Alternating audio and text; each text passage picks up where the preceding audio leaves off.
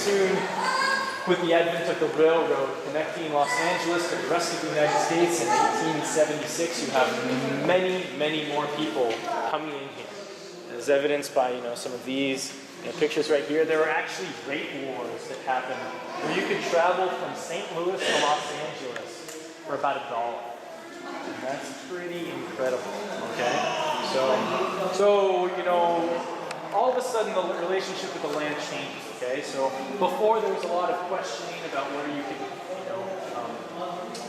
how you own the land, but people actually begin to make money off of the land and its resources as well. So that's why people begin to really have an effect on the environment is that, they're no longer bound by rail lines and things like that.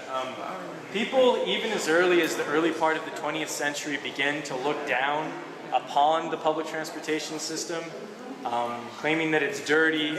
It's kind of, suffers from the ills of the city where it's, cramped.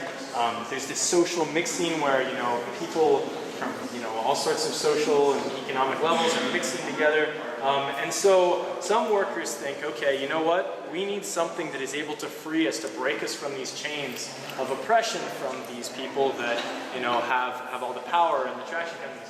Enter the car, okay?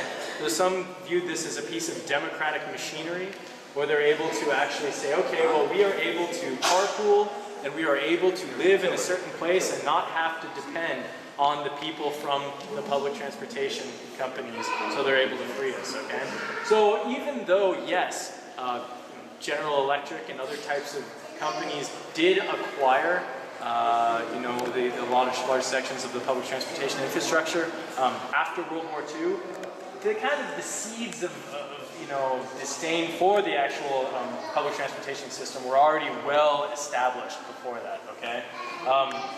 So, it was only because really the Second World War came in that they couldn't really break it apart.